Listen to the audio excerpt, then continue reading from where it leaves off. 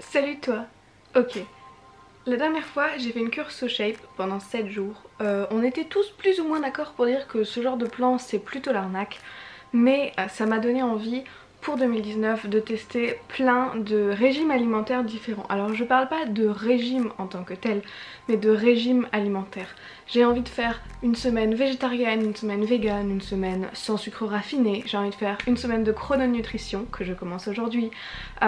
J'ai aussi envie de faire peut-être des challenges sportifs pour voir s'il y a vraiment des différents, ou des cures ou des jeûnes ou des trucs différents, tout ce qui est en rapport avec l'alimentation et le fitness. Alors je ne suis absolument pas quelqu'un de branché fitness, mais en 2019 j'aurais personnellement envie de me lancer un peu plus là-dedans pour moi-même en fait, et j'ai ce problème qui fait que j'arrive pas vraiment à me tenir à mes résolutions ou à mes buts ou tout ça, sauf quand j'en fais une vidéo YouTube. Donc pour mon bien en fait, et pour me forcer à aller à la salle de sport ou à m'entraîner ou à aller courir ou peu importe, je vais faire tous ces challenges sous forme de vidéo parce que ben toi ça peut peut-être t'intéresser et moi surtout ça me motive à le faire. Aujourd'hui on commence donc une semaine de chrononutrition. Pareil que pour le truc SoShape, je me suis pesée ce matin. Pour ceux et celles qui connaissent pas la chrononutrition, parce que c'est pas super connu, je vais te faire un petit récap rapide des règles entre guillemets. Je ne suis pas nutritionniste, je ne suis pas experte en chrononutrition. Il y a un livre qui a été écrit par Dr Delabos qui résume un peu tout ça. Moi j'essaie de faire un résumé rapide de ce qu'il y a dans le bouquin, juste pour que tu comprennes un peu dans quoi je me lance. Alors, la chrononutrition, ça m'a été conseillé par ma meilleure amie Camélia qui mange chrono depuis maintenant quasiment un an je dirais, et quand elle a commencé à faire le régime chrono, elle a perdu 11 kilos genre super rapidement et en mangeant steak frites tous les midis. Bon, pas tous les midis mais tu vois l'idée quoi. En gros, la chrononutrition c'est le fait de gérer ton alimentation par rapport au moment de la journée. Donc théoriquement, tu peux manger de tout mais pas à n'importe quel moment. En vérité tu peux pas manger de tout parce que par exemple tu n'as pas le droit aux produits laitiers dans la chrononutrition, mais bon. Donc l'idée c'est que ton petit déj c'est du pain avec du fromage, de la charcuterie, du beurre ou de l'huile d'olive et des œufs. Donc un petit déjeuner type pour moi, parce que ça dépend aussi de ta taille, ça dépend de ton activité physique, si t'es complètement sédentaire ou si t'es hyper sportif. Le nombre de grammes et de calories etc, enfin pas de calories mais de le gramme, les protéines, tous ces apports là ça change un peu. Pour moi par exemple, un petit déj ce serait 50 grammes de pain avec 100 grammes ou à partir de 90 grammes de fromage, et ensuite 2 œufs et de la charcuterie si j'ai envie. Pas de jus de fruits le matin, tu peux boire un thé sans sucre, tu peux boire un café mais sans lait, sans sucre. Moi je bois pas de café et je bois pas vraiment de thé, donc de toute façon je petit déjeune avec un verre d'eau. Le midi c'est un repas riche en protéines avec un peu de féculents à côté, et le soir c'est un repas riche en protéines, mais alors cette fois-ci c'est de la viande blanche ou du poisson, alors qu'à midi tu peux manger toutes les viandes que tu veux, et le soir avec zéro féculent, un peu de légumes. Donc je fais ça avec ma maman cette semaine, ma maman qui s'est aussi pesée, qui a aussi pris ses mesures, et comme ça on aura le comparatif sur deux personnes, parce qu'il y a des trucs qui fonctionnent pour une personne qui fonctionnent pas du tout pour une autre, et donc on va tester ça ensemble. Aujourd'hui on a pris notre premier petit déjeuner chrono en pesant donc le fromage etc. Moi personnellement j'ai aucun problème à manger salé le matin, j'aime bien manger salé le matin, par contre c'était une sacrée assiette. Donc c'est très gras pour commencer la journée et ma petite clémentine du matin m'a un peu manqué. Par contre là il est 13h30 et je n'ai absolument pas faim, alors que d'habitude j'ai fait un midi quoi. Donc on verra ce que ça donne. Une des règles aussi c'est de laisser au moins 4 heures entre ton petit déj et ton déjeuner. Et j'ai parlé du petit déj, déjeuner, dîner, je n'ai pas parlé du plus important dans la chrononutrition, c'est le goûter. Donc à partir de 4 heures après ton déjeuner, si tu as faim, au lieu de manger ton dîner, tu dois manger un goûter. Et le goûter c'est des graisses végétales et des sucres issus de fruits. Donc tu peux manger une pomme et des amandes, tu peux aussi manger genre un peu de chocolat noir avec une pomme, tu peux pas manger de banane si tu fais pas de sport, enfin bref. Je suis pas là pour t'expliquer le principe vraiment de la chrononutrition et si c'est quelque chose qui t'intéresse je te recommande vivement de lire le bouquin parce que c'est très complet et que moi je peux pas te résumer ça dans une vidéo. Mais on va parler un peu tous les jours de ce qu'on mange. Quand j'y pense je vais essayer de te filmer les assiettes, ce sera pas forcément tout le temps. Surtout les petits déj ça va être globalement tout le temps la même chose cette semaine. Mais c'est pour te donner une idée et pour voir si la chrononutrition ça marche de ouf ou pas.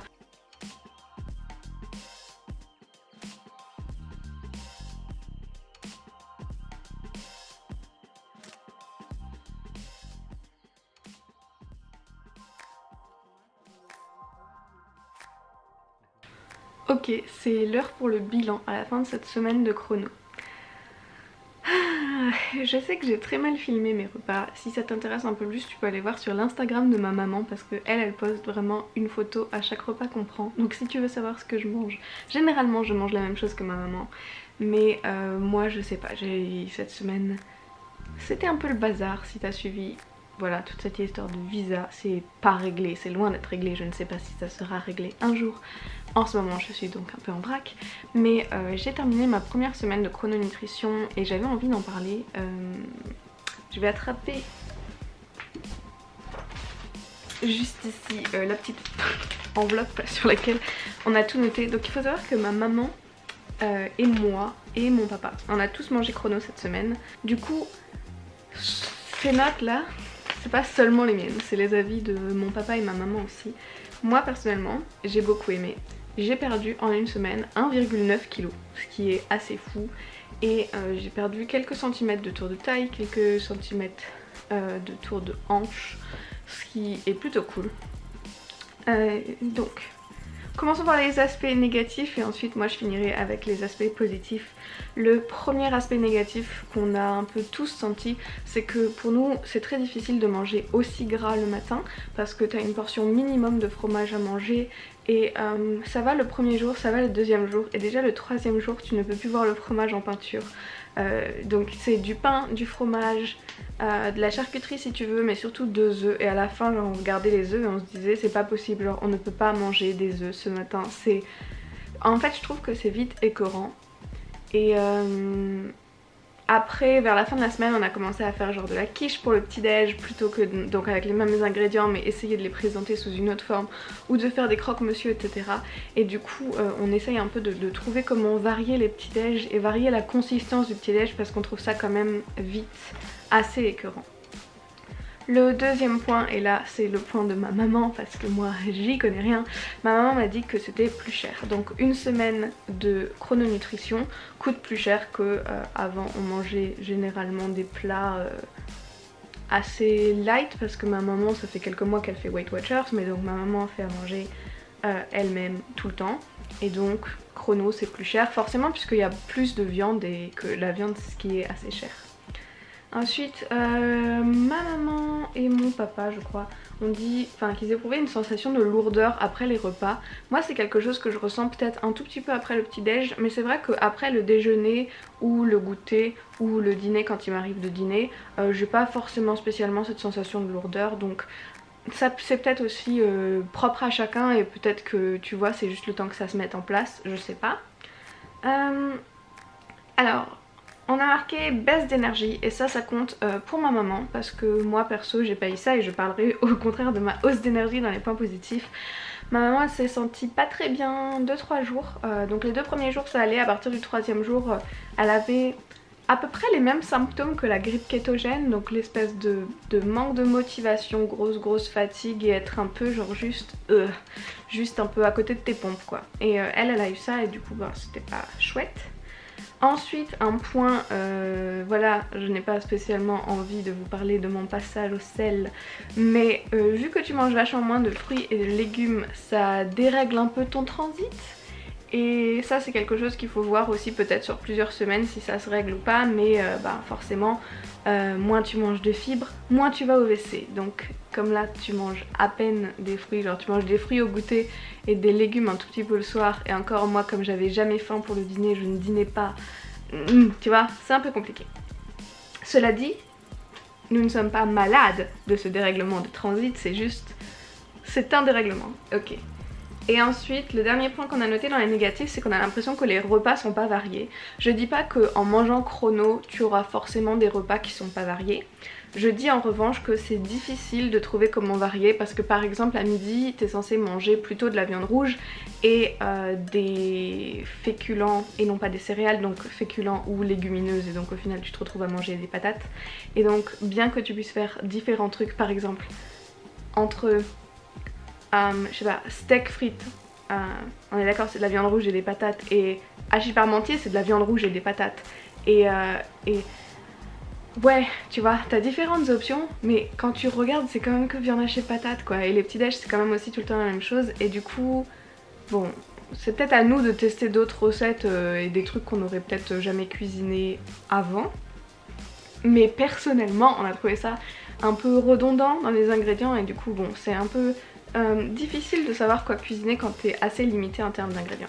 Pour les points positifs maintenant, j'ai noté évidemment ça marche, le poids sur la balance 1,9 kg perdu en une semaine, et honnêtement j'ai perdu 1,9 kg je crois les premiers 3 jours, et ensuite je me suis stabilisée pour le reste de la semaine. Donc j'ai très envie de faire une deuxième semaine pour voir si ça continue ou si ça continue pas ou si ça remonte, ou je ne sais pas. Je ne sais pas, et nous verrons sûrement. Un autre point positif c'est qu'on n'a vraiment pas faim entre les repas. Moi qui ai cette fâcheuse tendance de...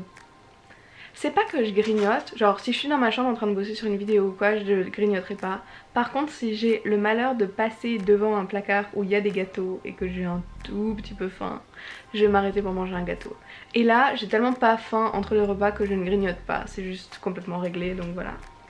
Moi j'ai donc marqué une hausse d'énergie, je me sens bien, je me sens en forme, et honnêtement je me sens en forme malgré la semaine de merde que je viens de passer.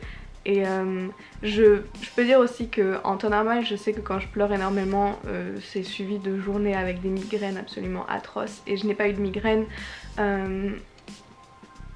Genre mon état psychologique étant au plus bas cette semaine, normalement ça a des gros impacts sur ma digestion, mon bien-être de manière générale, et je peux pas dire j'étais en forme physiquement, même si psychologiquement c'était pas ça.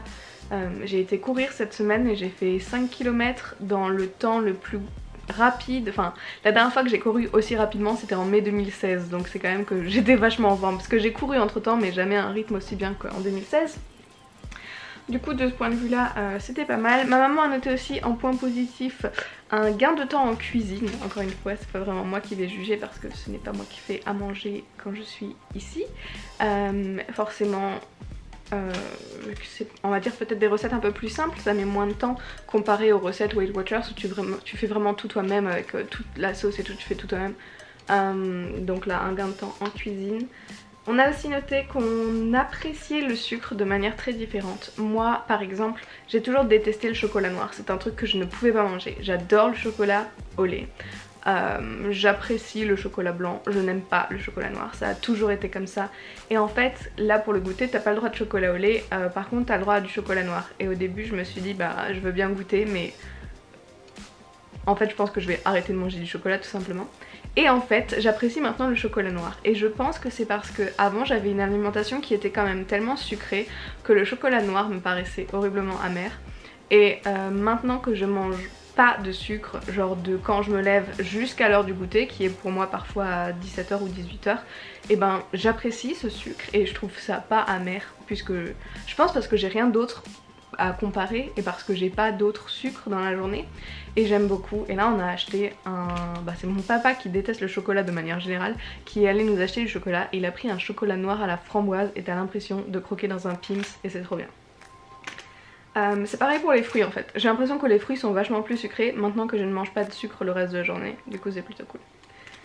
Ensuite un autre point positif qu'on a marqué c'est que c'est facile à mettre en place au resto, dans le sens où il y a d'autres régimes ou rééquilibrages alimentaires qui sont peut-être plus difficiles à mettre en place. Là voilà, si t'es au resto le midi, ben tu peux manger burger frites, c'est chrono, tu vois. Si c'est le soir, et ben tu prendras une salade César qui reste chrono, enfin je veux dire c'est super cool.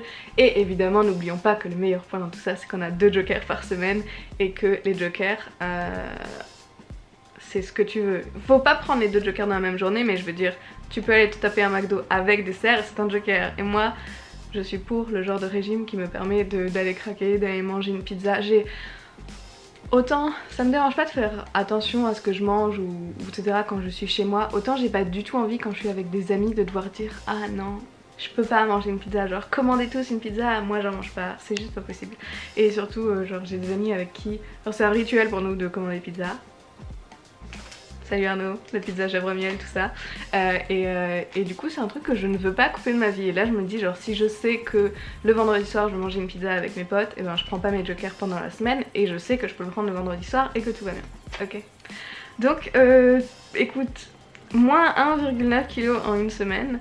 Je sais aussi que les premières semaines quand tu commences ce genre de rééquilibrage c'est là où tu perds le plus et je sais que forcément les semaines suivantes seront probablement moins ouf. Mais je trouve ça pas mal du tout, et comme dit 1,9 kg en n'ayant pas faim et enfin pour moi c'est globalement très positif et je pense que je vais essayer au moins pendant une deuxième semaine encore pour voir. Ma maman a perdu 1,8 kg, mon papa a perdu 1,9 kg aussi, donc le truc c'est aussi que ça marchait pour tout le monde et je trouve ça vraiment chouette. Donc c'est parti pour une deuxième semaine de chrononutrition et je sais pas si je referai une vidéo sur ma deuxième semaine ou si j'en parlerai peut-être juste un peu vite fait sur les réseaux sociaux ou ailleurs, nous verrons. Mais avis très positif. Et puis je suis désolée parce que j'ai vraiment super mal filmé cette vidéo en ne pas vous filmant tous les plats etc, mais généralement quand je mange j'ai pas du tout envie de vlogger genre devant mes parents à table, c'est un peu compliqué. Et voilà, on est étonnamment sur un... Enfin étonnamment non, je savais que ça marchait parce que ça marchait sur ma meilleure amie, mais en même temps je me suis dit moi je vais le faire et je me rends compte à quel point c'est horrible. Et maintenant je me dis elle a perdu 11 kilos comme ça et là je suis en train de me dire moi aussi je voudrais perdre 11 kilos comme ça.